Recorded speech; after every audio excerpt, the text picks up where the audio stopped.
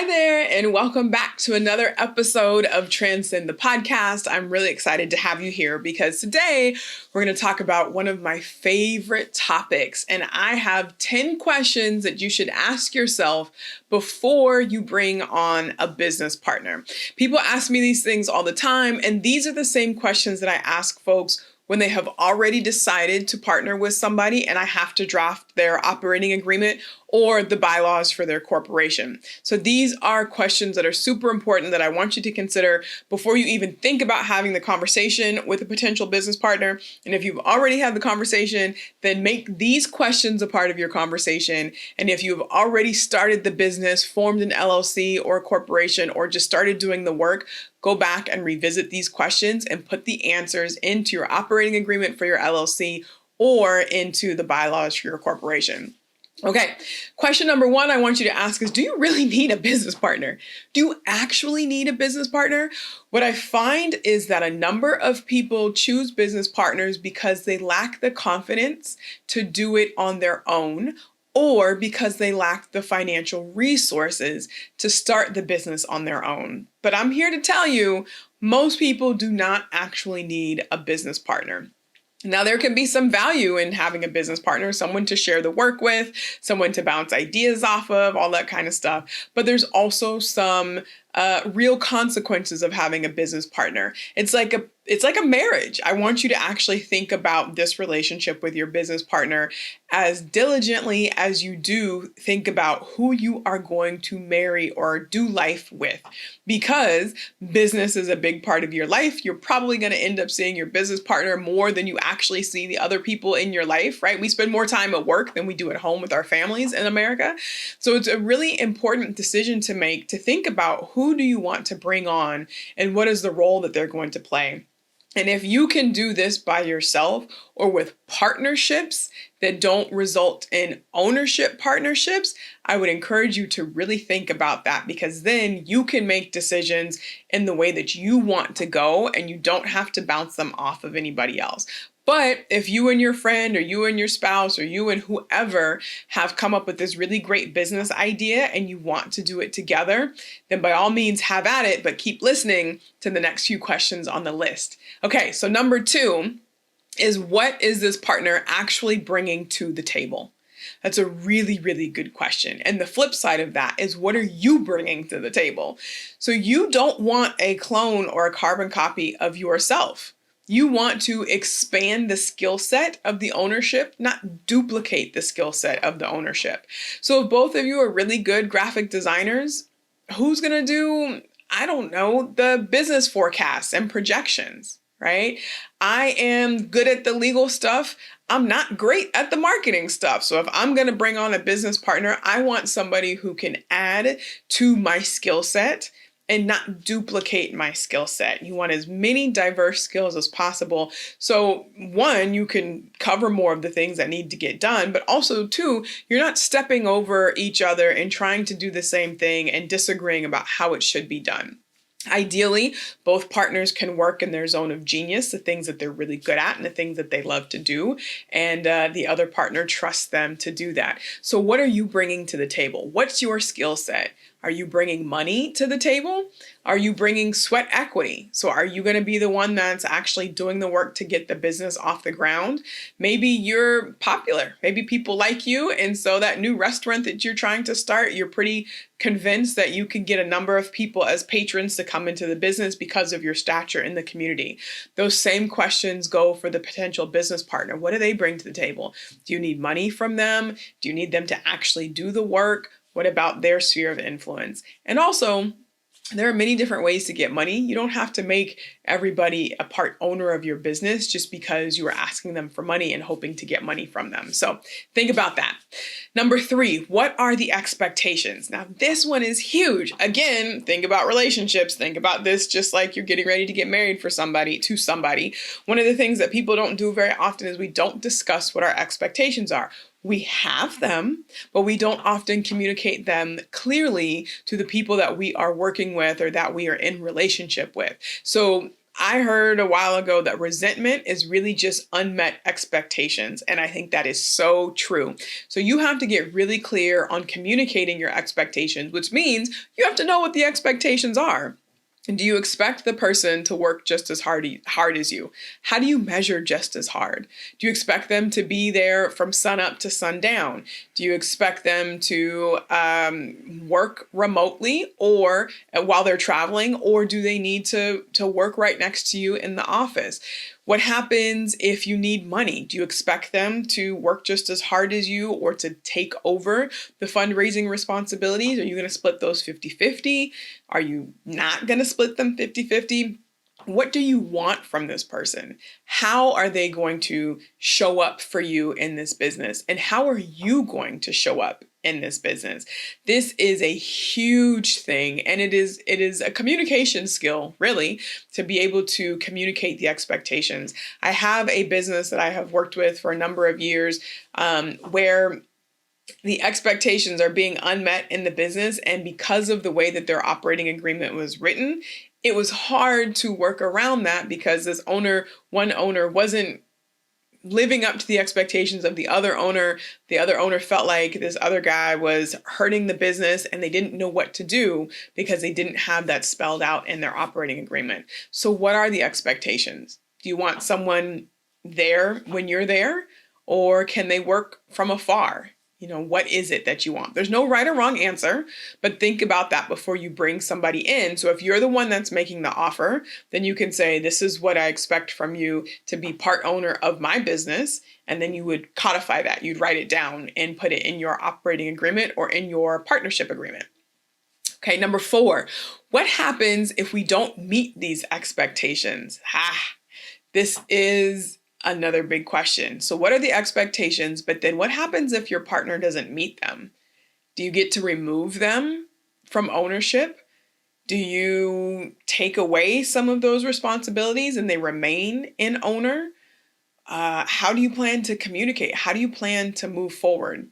And I know at the beginning, everybody is really excited about their idea, as you should be. But I want you to think about, great, if everything goes right, this is what we want to do. But if things start to go south, then what are we going to do? And think about that ahead of time so you can have it clearly laid out. And if you have to call somebody on the carpet and say, hey, you're not meeting the expectations that are written in this agreement, these are my options for dealing with it, or this is how we'll deal with it, then there's no surprise there. So what do you want to do if the expectations are not met? Are you going to call in a third party like a counselor to help you work them out? Do you have more voting power? Do you have less voting power? Can you remove them? All of those things that you need to think about that don't have a right or a wrong answer, but they are certainly something that you want to pay attention to. Okay, in that same vein, will ownership be tied to the work that is performed? That is number 5. Will ownership be tied to the work that's performed? I think a lot of times when people start up, a lot of times when people start up and they have partners and they say, I'm going to be responsible for marketing and my ownership is 55% of the business. I'm going to be responsible for training the employees and my ownership is 25% of the business. And third person is I'm going to be responsible for financing and, I have the remaining ownership of the business. Now, what happens when financing is secured and that remaining 20%, if I did my math right, of the business, that person owns 20%, but their role as securing funding is no longer necessary. Is their ownership going to disappear because they no longer work in the business or not? It doesn't seem like it should, but that is something to consider, right? What happens if marketing kind of ebbs and flows? Maybe in the beginning, it's a lot of work. In the end, it's not that much work. Whereas training the employees is consistent work because you always have employees. What happens if someone really sucks at doing the marketing and they're an owner and you want to take that responsibility out of their hands? Does that mean that they are no longer an owner with you? Or are you separating the ownership from the work that you're going to do initially? Again, no right or wrong answer, but certainly think about it so that you have a response if there is some kind of dispute or discrepancy, and so that everybody's on the same page. And these things can be updated. You definitely want your operating agreement to be updated regularly and your bylaws to be updated regularly, like annually, so that it reflects what's actually going on in the business. And these assignment of roles you can also do on a separate piece of paper as well, and they don't have to be in the operating agreement, but you definitely want to refer to them so that if there's a dispute, someone says, I've been doing all this work, this other person isn't doing it, I'm going to go to court and have the judge declare them removed, then you have some documents that say this is a no-go, or yes, this is a go, this is what we agreed to. So, will the ownership be tied to the work performed? Number 6, how will we resolve disagreements? Again, think about it like your prenup to your marriage. You hope everything goes right, but in the event that it doesn't all go right, how are you going to resolve these disagreements? If there's just 2 owners, do you own everything 50-50?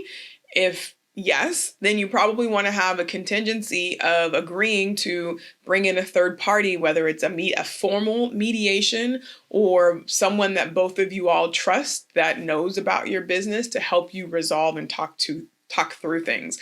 I was talking to a friend of mine the other day, and he was so put out because one of his business partners said to him, like, I feel like you don't value my feelings or something like that. And my friend was so upset. He was like, I'm not talking about your feelings. We're trying to build a business, right? So I'm talking to my friend. I'm like, the feelings are important, even though you may feel like they don't help you get to your bottom line. But come on, let's be real. We are humans. If we start to be resentful or feel resentment because our expectations are not met, if you were going to work in tandem with somebody, you have to think about how the other people around you feel, and you have to hold space for that. Because if you become angry or they become angry and shut down, how are you going to work together? It doesn't matter what the end goal is if you cannot get on the same page to work together. If someone feels disrespected, who wants to take any instructions from anybody when they feel like they've been disrespected, right? So how are you going to resolve those disagreements with each other? Is it a mediator? Are you going straight to court? Does someone have veto power? Do you agree to have weekly meetings until it's resolved? What is it? Think about those things so that in the event that you come across a disagreement, then you can refer to your operating agreement or your bylaws as to how to handle that. Super, super important. Number 7, what happens if I want out? Meaning, what is your exit strategy? What happens if you met someone in, Peru, and you decide that you want to leave and move to Peru and you're done with this business, you don't care anymore, and that ultimately means that you are going to leave your business partner hanging. How do you get out of this business? Do you have to offer them your share or your ownership interest in the business first? Can you find someone else to buy it? Do they have to approve who you're selling it to, because that is effectively going to become their new business partner? What are you going to do if you want out? And conversely, what are you going to do if the other person wants out? How do you handle that? Now, a lot of this stuff you can handle in the moment.